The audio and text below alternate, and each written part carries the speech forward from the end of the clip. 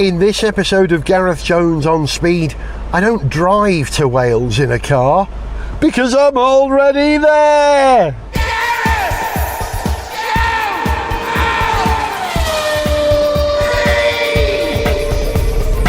Hello, welcome to Gareth Jones on Speed. I don't know if you can hear gravel underfoot as I leave my great friends Carol and Steve's house in Conwy, North Wales, and drive to Rhyl, where I'm going to watch the British Grand Prix with, 100,000 people actually at the circuit, which is an incredible thing really, given the situation. That was a cattle grid I just went over with. I'm going to close the window so it's not quite so distracting.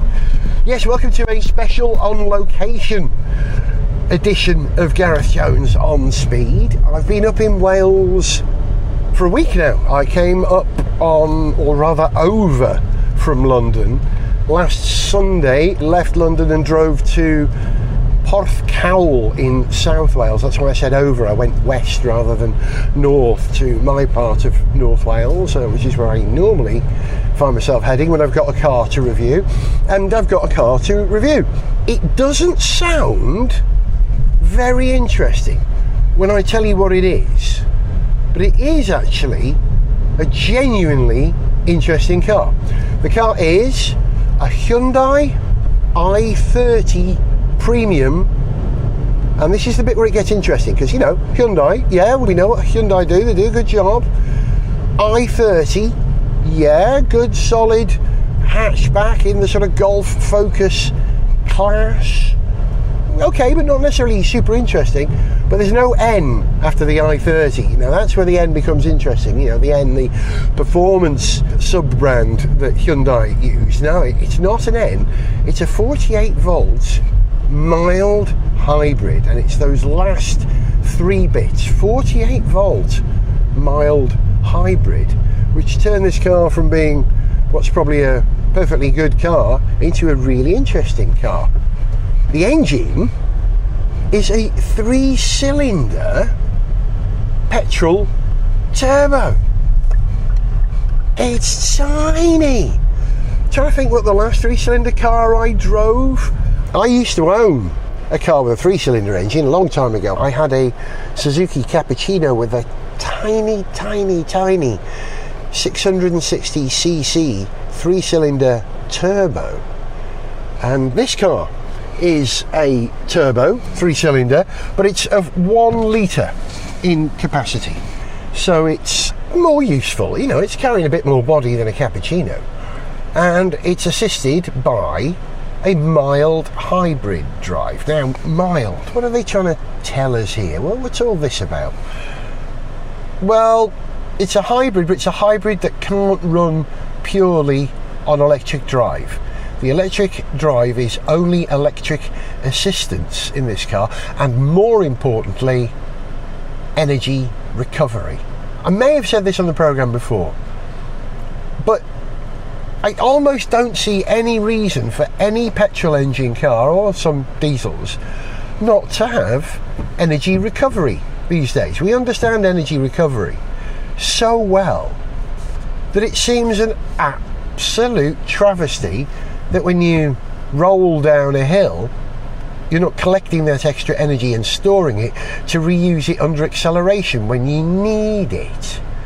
So really all cars should be hybrid. Now there's a downside to hybrid, and that is if the additional weight of all the hybrid onboard stuff, like your motor, your battery, the electronics and the charger, if it's a plug-in hybrid, does that cost you more energy than the energy you save in recovery? But it's not always about energy, is it? It's about emissions as well. So there are other benefits from having a drive system with energy recovery, and this car is a very good example, in my opinion, of, we often over-engine our cars these days. Most of us, we like to have performance in hand, don't we? But as you know, if you want ultimate performance, you add lightness like Lotus did. And this car, because it's only got such a tiny 3-cylinder engine and a tiny battery, I don't know what the exact capacity of the battery is. I will look it up and find out later. But compared to a regular hybrid, this car has a small battery, just enough to recover a bit of energy from braking and rolling downhill, and delivers it when you need it. And when do you need it? Well, if you've got a 3-cylinder engine, you might want your energy recovery system, the hybrid electric drive, to cut in under very low revs to stop the thing from stalling, to give the engine a chance of providing enough torque to carry this vehicle up a hill, for instance. And you've also got the benefit of that electric drive, because it all goes to the front wheels. You haven't got electric motor on the back wheels. The motor drives the front wheels. It's a front wheel drive 5-door hatchback, and the electric motor also drives that system as well, so there's no drive to the rear wheel, so it's not sort of a temporary occasional 4-wheel drive car, which is another great thing you can do with hybrids. No, it just assists the drive. You know, 3s are, of course, less refined than a 4 or a 5 or a 6 or an 8, right? Or certainly a 12. They're going to buzz and dingle, aren't they? Zingle, zingle. You kind of get that little buzz from a 3-cylinder engine. That's quite intoxicating, actually. It's a really nice sound when you can hear it. Because the most shocking thing about this car is that most of the time you just don't hear it. Okay, let me turn the AC off. Right, you've probably noticed how much quieter it is now. I know I'm only rumbling along at 20 miles per hour over the bridge over the River Conway at the moment, but let's see if we can hear this engine. I'm going to shift down to second. Throaty little grumble, grumble, grumble, grumble, grumble, grumble. And when you load it up, it doesn't get much louder. You've got to really load it up so you can hear that engine.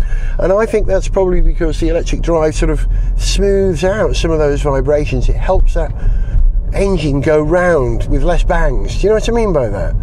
And that's one of the other bonuses of a mild hybrid system, is that it smooths out refinement. It gives you refinement. And therefore, this car is a lot quieter than you'd expect it to be. It's not quite, Lexus levels of hybrid quietness, but there again, Lexus don't have any 3-cylinder cars at the moment, do they? So it's an unfair comparison. I'm just going around the roundabout. Let's see if we can hear the motor. Here we go.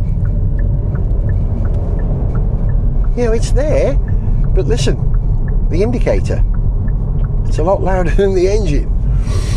I have to point out, driving it at the moment in eco mode. There are 3 driving modes for this car: eco, normal, and sport. And if you drive around in eco, it prevents you from slamming your foot to the floor, and it prevents you from overworking the engine, and then therefore stopping this car from being as efficient as it can. Normal mode is perfectly good. Actually, to be honest, I find eco mode perfectly good for all traffic driving. If you're in town or on a motorway somewhere where there's a lot of traffic and no one's particularly accelerating or deaccelerating quickly, eco mode's great. You never hit that sort of stop, that no, I'm not going to accelerate any harder. You just go with the traffic. But as I go on the slipway onto the A55, let's go a sport mode where the dash turns red. Looking for a gap. I've got a small section of this A55 at 70 miles per hour, then it slows down to 50 when we get into Colwyn Bay. So I'm doing 70 now. Just changed into 4th gear. It's a 6-speed car. So you do spend some time fiddling around with the gearbox, finding an appropriate gear, but nowhere near as much as you might expect, because the electric drive is often there to help you out at low revs. And there have been occasions, right, 4th to 6th, there have been occasions when I've driven this car around in 2nd and 3rd and I've realised, oh my gosh, I'm doing 40 and I'm still in 2nd, I should change. And the engine wasn't yelling at me, it wasn't screaming at me that it was being overstressed, because the electric assistance was there, I suppose. And in 6th gear, it's in no hurry to overtake. You've got to change down for that, but that's kind of to be expected. 6th gear is your cruising gear, isn't it? So yeah, yet again, Hyundai have come up with another really well engineered car. And I've got a theory about this. Yeah, as you know, Hyundai have got pretty extensive experience now with hybrids. The Ioniq, not the Ioniq 5, that new electric car, but the original Ioniq came out a few years ago, and it was in some ways, and I don't think this is unkind to say this, a clone of the world's most popular hybrid, the Toyota Prius. But it was more than just a sort of a, forgive me, Korean knockoff. It was a brilliant piece of matched engineering. Does everything that the Prius does, and in many ways looks slightly better as well. The Prius is a bit science fiction. I think the Ioniq's a good looking car. So yeah, Hyundai have been doing hybrid stuff for some time now, and I've got some experience in it. So they're rolling out that technology across many of their other cars for all the obvious benefits that come from running a hybrid system. And I think they've done it really well here. Often when I review cars on Gareth Jones on Speed, I tell you my initial reaction to the car. I get in the car and I say, oh, this is what I noticed at first, because I think that first few minutes experience is really valid with a car. But I've had this car for a week before I've started to tell you anything about it, and that's because I've been immeasurably busy. As you know, in August of this year, I'm going to swim from South Wales to North Wales, over 60 kilometres of swimming across lakes, reservoirs and rivers to celebrate my 60th birthday. So I've just spent the last week driving through Wales, looking at all the locations I'm going to swim, working out how I'm going to do it, where we're going to put the safety boat in and get it out and all that kind of thing. And I did the whole thing in I'm going to turn the AC on because it's hot again. Woo. I did the whole thing in this car. So I have driven from Porthcawl up through the centre of Wales all the way up to Conwy, and then back down to Pembrokeshire. Yes, I have got my foot on the brake and I'm slowing down because a car just pulled out in front of me. I was aware of it. Thank you. Forgive me, anyone who's actually driving around in the car at the moment, and might even be a Hyundai, they heard that beep beep beep beep, thought, well, there's nothing around. It was me on the podcast that made that noise. So I drove all the way up to Conwy, then from Conwy back down to Pembrokeshire, then back up through mid Wales again, then all over Snowdonia, and then back down to Snowdonia for some more driving. So I've driven this car on some amazing roads, you know, Snowdonia, driving incredible. And I drove it in sport mode for all that, and it was never found wanting, really. There were occasions where I might want to pass someone who was going at a reasonable pace, but I didn't quite have the guts to fly past them like you might do in a proper sporting car. I wouldn't say this was a sporting car. It's got adequate performance, good performance actually, good performance, but it's not urgent. But it's useful, completely workable and thrifty. Let's have a look. Average fuel economy over the period I've had the car, over the 1,000 miles I've driven around Wales in it in the last week, 45.8 miles per gallon. It's pretty good for a petrol car, isn't it?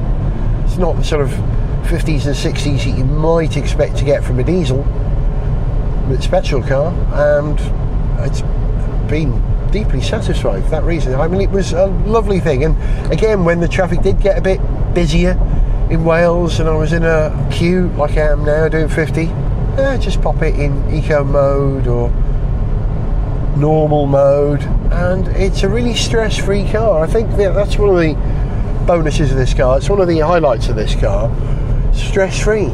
The electric drive adds to that refinement, creates a quiet environment, makes it a very calm car to drive in. And this leads me to Hyundai's next big project, which is to launch their upmarket Genesis brand in Europe, which is happening now. Have you seen that car that they're calling the Hyundai? Sorry, it's not called a Hyundai, is it? It's called a Genesis. Is it G70? The key thing is shooting brake. They're creating a car called a shooting brake. Now, by my definition, it's not a shooting brake because it's got 5 doors. And I think a proper shooting brake needs 3 doors. So I'd call it a sporting estate, but my gosh, it's a cheeky... Yes, I know there's an F-Pace there. It's a cheeky looking thing. And it'll have tremendous performance because they're putting some good engines in that car. Can't wait to get my hands on one. We know that Albert Biermann, who is in charge of engineering at Hyundai, has made some great cars with the N, their performance brand, and that engineering is trickling down to the other cars, and it will trickle over, in my opinion, to Genesis as well. So Genesis will be more than just... Well, they won't... Yes, I know! Stop giving me warnings every time we change the lane. I can see cars. I'm allowed space. You can turn those off, but you never know. It will trickle over to Genesis, so those cars won't be sort of just big Hyundais, will they? They will be well-engineered cars, and that's what you pay for when you go for a premium brand. Your Mercedes, your Lexus, your Jaguar, your BMW. You want better refinement, you want better engineering, you want better performance, you want better plastics. That's really what you're paying for, a genuine step up. And I'm certain that Hyundai have the capability of doing that now. Maybe they didn't about 5 years ago, but they're learning really fast, aren't they? I did mention yes, I have got my foot on the brake. There's a Porsche Macan GT in front on Dublin plates, just come over from Ireland in cherry red and black trim. Oh, that's a car I wouldn't mind having some fun in. And I was talking about Hyundais, not Porsches. Hyundai, have you noticed they've got some really great grills on their cars now? The Genesis cars have got some good grills, but so is this car. Look it up. Look up now if you can, if you're near an internet, as they say. Look at the nose on the Hyundai i30 Premium and look at the way the slats in the grille work. A lot of cars have very ordinary slats, right? They have horizontal grille with vertical elements to it as well. Some have diagonal mesh, kind of a Bentley vibe. But this car, it's got a very interesting grille where the angle splays from the centre. It emanates out from the centre, giving the car a very different sort of nosy quality to what it would have if those lines were just a straight grid. And that's really good. Also, look at some of the other Hyundai cars. The Kona Petrol has got a new grille, which I think is fantastic looking. And the new Kona Electric has refined the nose. They've made it prettier than it was when it first came out. One just passed me, by the way. A Kona Electric on electric car plates, green band down the side. Not sure what purpose those green band plates serve, other than to let you know it's an electric car. But who needs to know that? And maybe I've missed something. I'd be interested to hear your reaction to that. I don't quite understand the reason. So, yeah, Hyundai have got some nice styling, great nosework, interior perfectly good. You know all about the i30. I've driven the i30N, both versions, the original one and the facelift version, and the interior absolutely solid, pretty much as good as anything Ford do in that sort of Focus class. Probably more interesting than a Volkswagen Golf. Not that I've driven any recent Golfs, but I've said this over and over again, I do like what Hyundai do, because it's not about the brand. Do you remember I used to drive a Toyota Sora for 20 years before I sold it, 19 years say, and that car was a Lexus. It was sold as a Lexus in the United States, and in Japan for a long time they didn't have the Lexus brand, it was all Toyota, so they sold that car as a Toyota. And I bought my car in Japan, bought it back to Britain, because I wasn't a badge snob. I didn't want a car that said Lexus all over it. I wanted a car that was built like a Lexus, because, you know, they were trying to achieve something, weren't they? They were trying to do what Mercedes did, and that was the first Japanese company to attempt that, and they do it very, very well. It's taken Lexus a very long time to assert themselves as a brand and to earn that cachet, and they're very close now. And of course it will take Genesis probably 20 years to do that too. But this car, you know, Hyundai is not a sexy badge, is it? What do you drive? I drive a Hyundai. Okay, that's what people might say. So any kudos that they earn is strictly on ability and how good their cars are. Nothing sexy about the word Hyundai, is there? But the cars are really well put together, and I'm very glad this car has been such a faithful ally for the last week. I'm actually driving back to London on Wednesday in it, and I will have had this car for some 10 days. That's much longer than I often get to enjoy a car for tests. So I can say already I've given it a rigorous bashing, this car, and it has not come up wanting. Apart from two things, two mysterious things. One, the default drive mode is always eco. So whenever I start the car, it's in eco mode, and that's fine because you usually start in town, don't you? Unless you're in Wales in the countryside. And I haven't quite worked out how to change that, so when you turn the car on, its default mode is normal or even sport. I'm sure there's a way using setup. I'm going to go through the parameters now just in case I've missed it.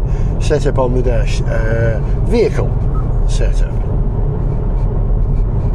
driving convenience, cluster, climate, lights, door. No, none of that is anything to do with what mode it starts up in. So who knows, maybe it is possible.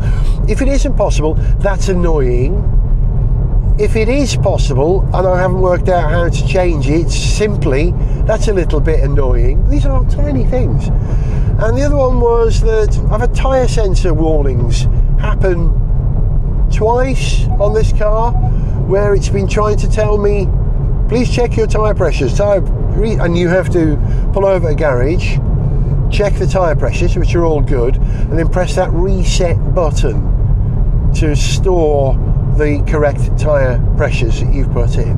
And twice it's decided, no, there's something wrong, and it did that under fairly ordinary circumstances when I was dribbling along an A road at 55 miles per hour in mid-Wales. So it's not as if I just bumped over some gravel or perhaps over a speed bump or a curb which might have changed the pressure in one of the tyres. It was none of that. It was under normal circumstances. So that happened. Who knows, that could be a tyre seal on the wheel thing, nothing to do with the sensors whatsoever. And the other thing that was slightly bugged me, on one occasion the screen went black for my in-car entertainment and nav, and I don't know why it did that, and I couldn't work out how to get it back. But after a restart, when I stopped at a petrol station, started the car again, it all came back. Now, whether I had found a button somewhere which says turn off this screen and didn't realise, or it had actually failed temporarily, I still don't know. So it's the mysteries of this car which are slightly annoying. But come on, those are minor things, and they're probably user things and nothing to do with the design of the car whatsoever. So maybe I'm speaking a little unfairly of this lovely little car, which is in a very interesting colour, by the way. Have you seen the colour of the picture? Have a look at the colour of the car in the picture for this episode. It's a sort of a bronze, really, a sort of a browny golden bronze, and it's quite a mature, sort of premium colour. It reminds me of the brown that you used to be able to get a Ford Cortina Mark 4/80 in. There was no Cortina Mark 5, it was called the 4/80. That sort of tawny, I think Ford called it. It's not quite tawny, but it's this lovely Lovely colour, it really is. Unique colour. I have to say the car is completely covered in dust at the moment, so I have to get it cleaned before I send it back to Hyundai, because it's got half of Wales on it at the moment. It really has. Okay, so that's it for this part of the programme. I'm about to pull up at my friend Steve's and watch the British Grand Prix there, and then I will be back to talk about the British Grand Prix and how sprint qualifying, or was it called the sprint race, or was it called just the sprint, went, and what effect that had on the race, and what it's like having live motorsport with a live audience here in the UK again. Gareth Jones on speed. It's a glorious Sunday afternoon in Rhyl, North Wales. I'm driving around in my nice quiet Hyundai, having just watched the British Grand Prix with my good friend Steve Allen Jones, member of the On Speed band, and on the phone, on the speakerphone in the car right now, another member of the On Speed band, and so much more. Zog, hi man, how are you? Hey, not bad. How are you doing today? Yeah, very good. How are the back roads of North Wales? Fantastic. I've done not only the back roads of North Wales, I've done the back roads of Mid Wales, South Wales, West Wales and Snowdonia at least 3 times this week. It's been glorious. It's been a great pleasure and not too much traffic, so I've been able to genuinely enjoy it. Did you enjoy the British Grand Prix? Yes, fantastic. You know, we've seen some great races from Lewis Hamilton in the past, and again we got a fabulous, dramatic end to the race, getting past Leclerc just in the last couple of laps and stealing back the victory after the drama early in the race. And on the whole, you know, the weekend worked out well. I think the sprint race gets a cautious thumbs up. Yeah, what did you reckon? Well, it's all about that penalty for Lewis, I guess. The fight back, Lewis's fight back, really good. He's very good at that. He got a bit of assistance from Bottas. Of course, that's going to happen. But the whole thing kind of revolves around, did Lewis deserve that penalty? And I don't think he did. I think it was a racing incident, because looking at the car footage, the in-car footage, Lewis got inside of Verstappen and then, to be fair, opted out. You know, he was trying to move backwards and that's when it went wrong. So I would describe that as a racing incident. I think Lewis was trying to avoid an accident there and failed. So he got his 10 seconds, which was unfair, but the fact that he then came back and was able to win the race sort of evens up the situation for me. Would you agree?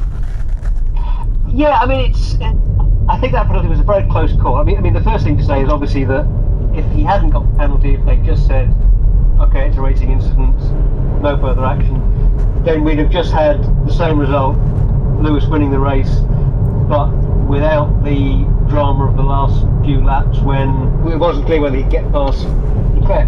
You know, if it hadn't been a penalty, Lewis would have run away with it. So the point of view of having an exciting race, it was a good thing he got the penalty. As to whether it was fair or not, honestly, I can't pick my mind, because my first thought, as soon as it happened, I thought, well, I really want to see a couple of replays of that to figure out whose fault it was. Yeah.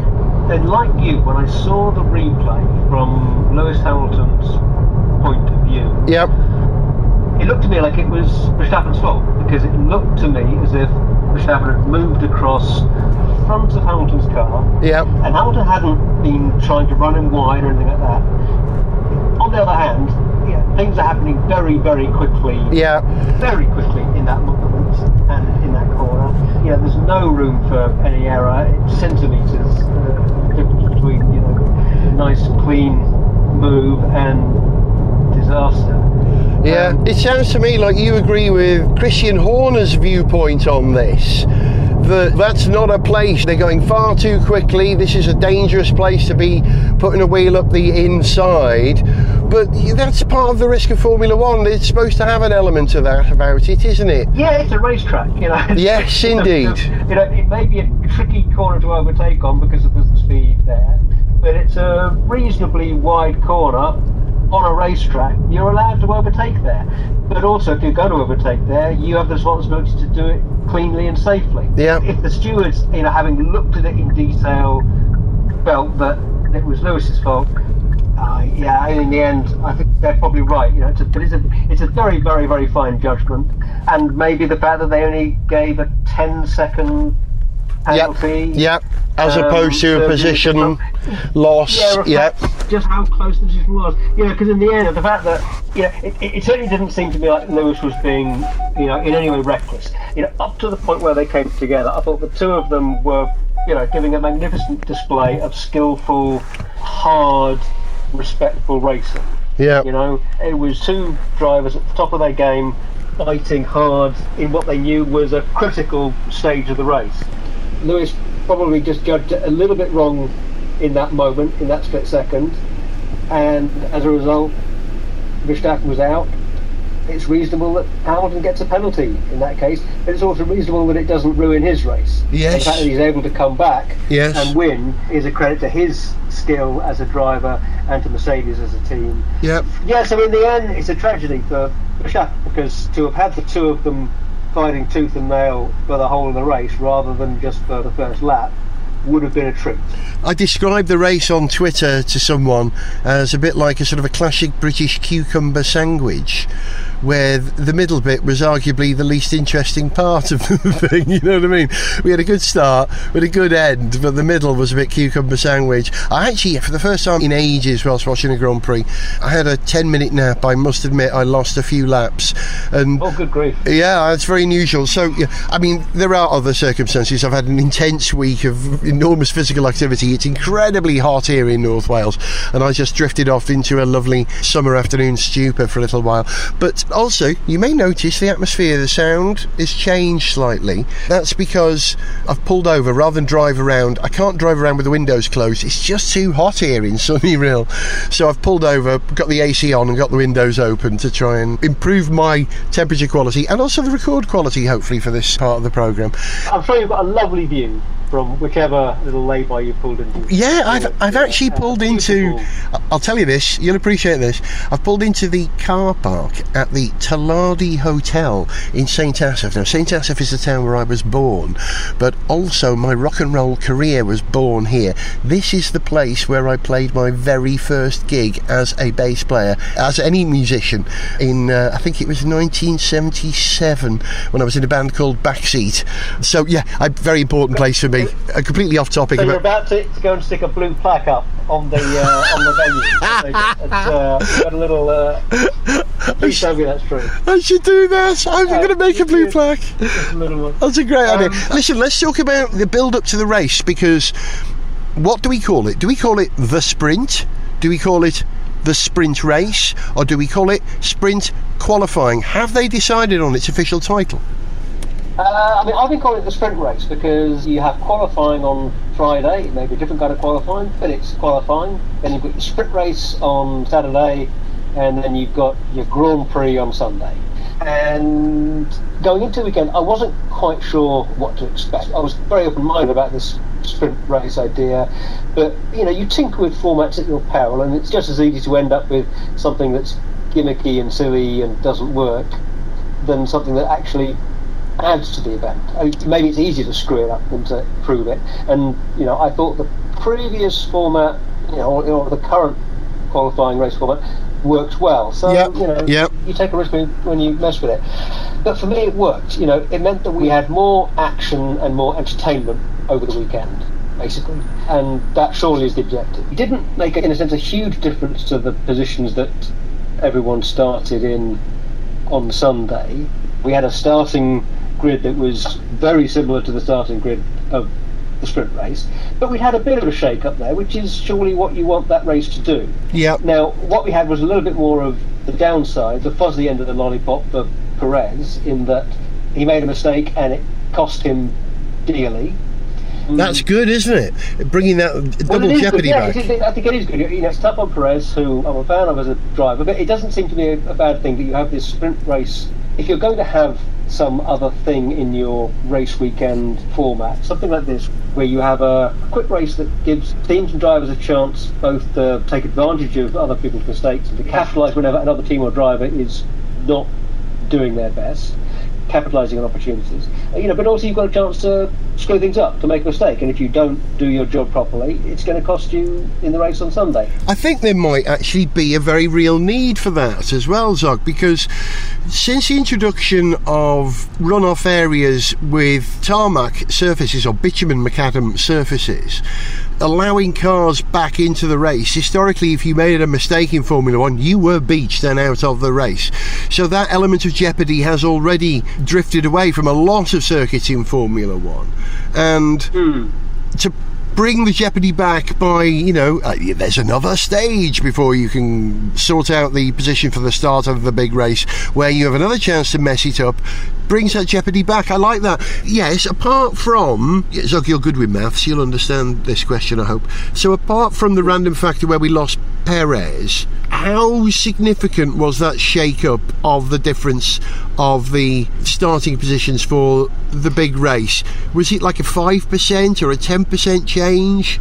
Okay, I'm going to say confidently that you need quite a complicated definition of what your percentage difference is before you can give an answer to that. So I'm not going to answer it. I'm just going to say that, apart from that one big deal, it was just a fairly minor shake-up. You had Verstappen jumping Hamilton and stealing pole back from him.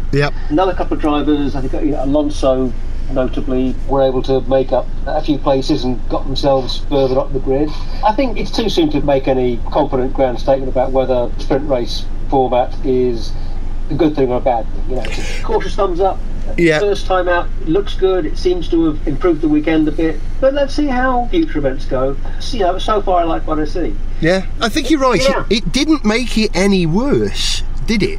That's the thing. Don't do anything that's going to make the patient worse, they say. And a change which is either neutral, or a change that is either neutral or will throw up the possibility of further changes is quite a good thing. And it did. It got my attention. I mean, I've been immeasurably busy this week, and I wasn't able to watch the sprint race live yesterday because I was swimming across a lake in Snowdonia practicing for my big swim challenge.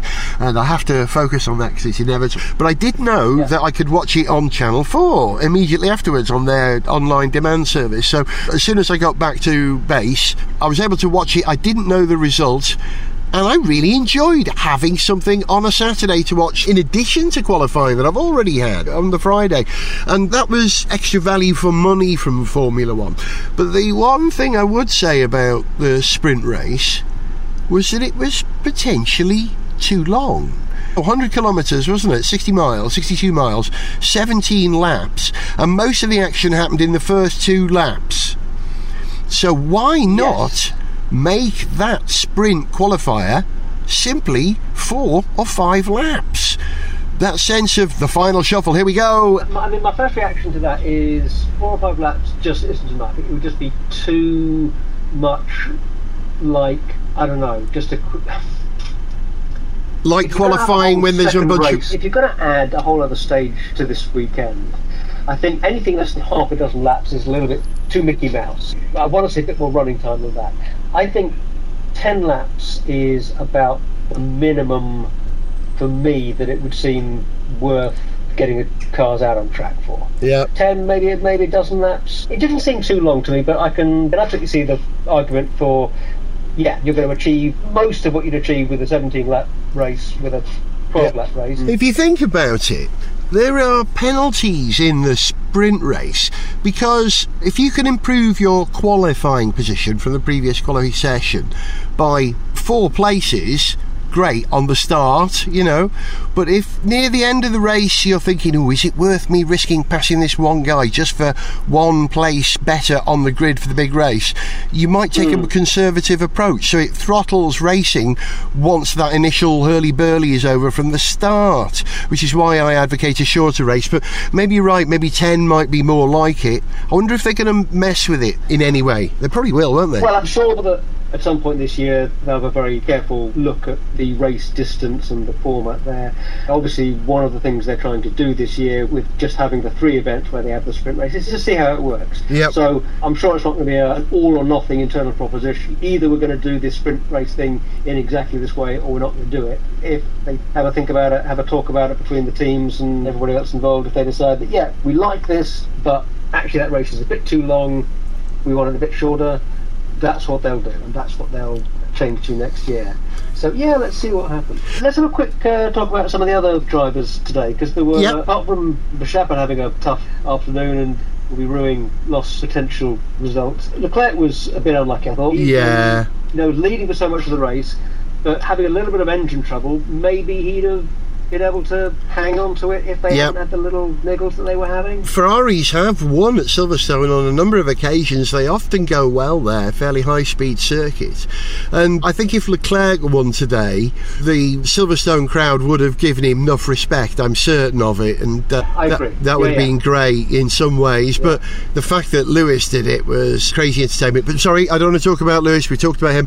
Well, since you have mentioned it, yes. That cheer when he overtook Carl, we heard it. That's it was wonderful to hear that. Yeah. We haven't had that. You rarely get that kind of reaction. Even at other big motor races, you don't often get the same kind of crowd reaction that you get out of a Silverstone crowd. Yeah. When a British driver takes the lead of the race with a couple of laps to go. Yeah. It's going to be one of the biggest cheers in motorsport. But it was wonderful to hear that, and how fabulous would it have been to have been in that crowd at that moment, to have shared that moment of joy. A quick mention took the lead. for Perez, who made a bit of a mistake but had a reasonable claw back, and again Vettel had a sort of an unforced error weekend, and I don't want either of those two things to happen. I want Perez to hold on to his drive at Red Bull, and I want Vettel to find his mojo, but it seems to be coming and going, doesn't it? Well, Perez, I think he had a bit of a tricky weekend, but he's also was showing a lot of speed that we know he has in going back up through the field from starting in the pit lane. And Vettel, let's see how the rest of the season going. There have been real signs of him getting his motivation back this year. Let's hope that continues. He was a bit lacklustre today, but we should mention that his teammate Stroll had another one of his occasional, actually really good races. He made up how many places? 8. He made up 8 places. We may take the mick out of him. He had a really solid race there, didn't he? Fair play. Doffing the hat to him. Fair play. Yeah, now, that's it. British Grand Prix over. In your opinion, were there too many people there, not socially distancing? Zog, a short answer? I'm not an epidemiologist, I'm not a public health expert. It's lovely to see crowds back in those numbers. I'm quite sure that when you get that many people together, even in the open air, when we've got the Delta strain circulating as it is, that event is undoubtedly going to result in a bunch of people getting COVID that would not have otherwise got COVID. I don't know what the numbers are, but if a couple of 100,000 people have a really good time at the weekend and 20 of them get COVID and aren't terribly sick, that would be a pretty good trade-off. I pulled those numbers just out of the air. Numbers are. At the same time that I love seeing the people back, it does make me a little bit nervous seeing that people together again. It was a super British Grand Prix. Let's hope it's not a super spreader event, Sorry, I mean... absolutely. Yeah. Hey, Zog, listen, I've got to wrap this show up now because I've got to go on to something else, incredibly busy.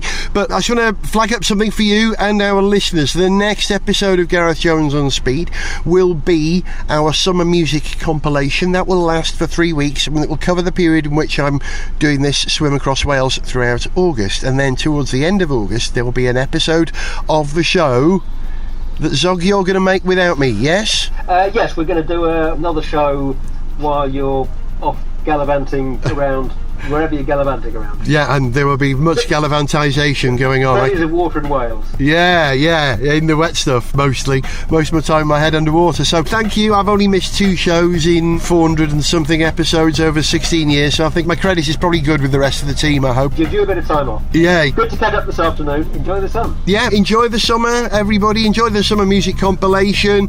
He's been Zog. Goodbye. And I was Gareth, and see you at the end of the summer when, in theory, I've swum across Wales and Formula 1 has returned after its break. See ya! To send us an email, see pictures, get song lyrics, join our Facebook fan site, follow us on Twitter, or to find out about sponsorship opportunities, go to garethjones.tv. Gareth Jones on Speed is made in London by Whiz Bang.